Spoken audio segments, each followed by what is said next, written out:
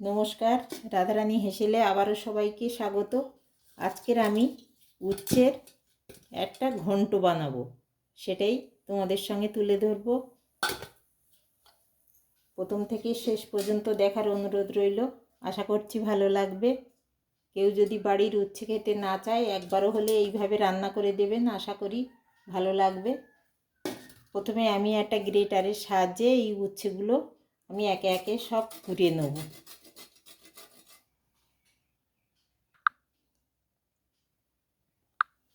উচ্ছেগুলো আমার কোরানো হয়ে গেছে।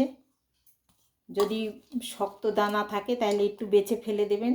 আমার এতে খুব নরম দানা, সেই জন্য আর বেছে নিতে অসুবিধে হয়নি, এইভাবেই দিয়েছি।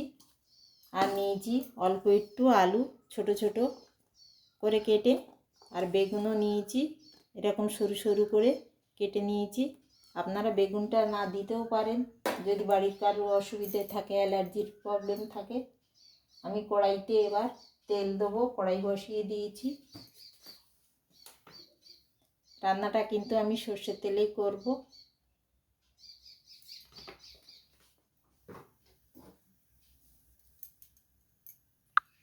তেলটা আমার গরম হয়ে গেছে। প্রথমে আমি আলুগুলো দিয়ে দেবো।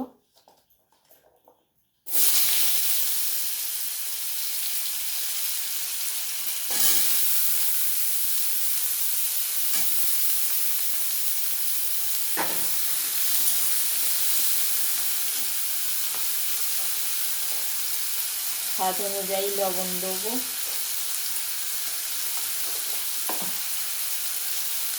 হলুদ দিয়ে দেবো পরিমাণ মতো।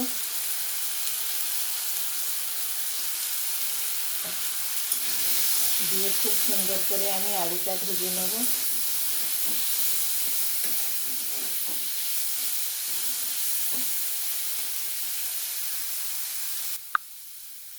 দেখুন আলুটা আমার খুব সুন্দর করে লালচে হয়ে গেছে। এবার আমি মাঝখানটায় একটু সরিয়ে নিয়ে ওর মধ্যে দিয়ে দেবো 5 ফোড়ন।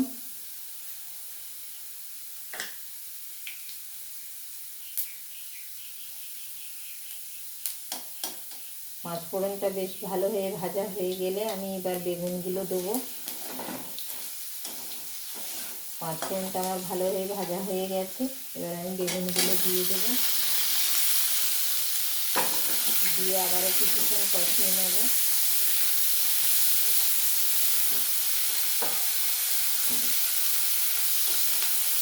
একটু ঢেকে দেবো যাতে বেগুনটা খুব সুন্দরভাবে ভাজা হয়ে যায়।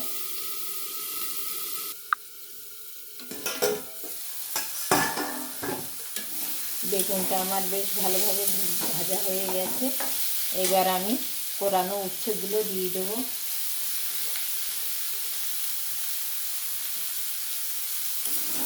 দিয়ে আবারও কিছুক্ষণ আমি ভাজবো।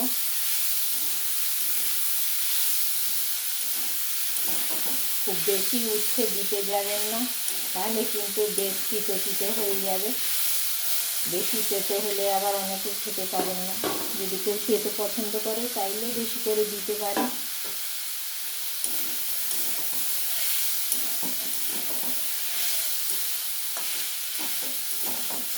রান্নাটা একটু সবুজ হয়ে থাকবে, কারণ উচ্ছেগুলো তো সবুজ। খুব বেশি হলুদ এখানে দেওয়া লাগবে না। দেখুন উচ্ছেটা দিয়ে আমার বেশ ভালো করে ভাজা হয়ে গেছে। যতক্ষণ না উচ্ছের একটা কাঁচা গন্ধ যায় ততক্ষণ একটু ভেজে নিতে হবে ভালো করে।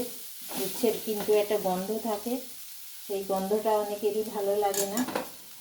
এবার আমি যেটা করব, অল্প একটু উষ্ণ গরম জল আমি দিয়ে দেবো।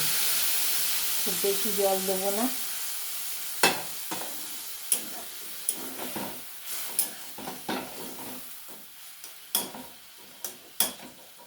এবার আমি অল্প একটু জিরে, 4টে গোলমরিচ আর অল্প একটু সর্ষে বেটে রেখেছিলাম, সাদা সর্ষে, সেটাই দিয়ে দেবো।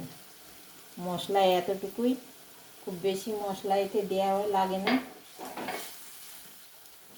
এবার এটাকে আমি একটু ঢেকে ঢেকে বেশ ভালো করে যতক্ষণ না সেদ্ধ হয় ততক্ষণ আমি এভাবে আমি ফুটতে দেবো। একটু গ্যাসের জোরটা কমিয়ে দেবো।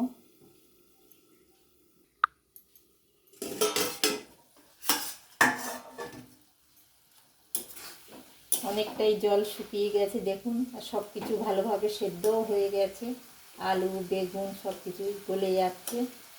আমি মাঝে একবার ঢাকনা খুলে নাড়িয়ে দিয়েছি। এবার দেবো আমি অল্প একটু চিনি,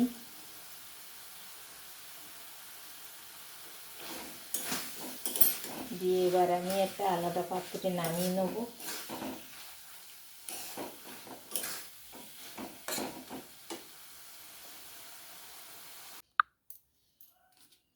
দেখুন উচ্ছের ঘন্ট আমার একেবারে তৈরি। এখন গরমের সিজন চলে এসছে, উচ্ছে তো খেতেই হবে। উচ্ছে ভাজা, উচ্ছের ঝাল, উচ্ছের চচ্চড়ি, এভাবে যদি একবার উচ্ছের ঘন্ট করে খান আশা করি সবারই ভালো লাগবে। সবাই ভালো থাকুন, সুস্থ থাকুন, দেখা হবে আবার পরের কোনো ব্লগে।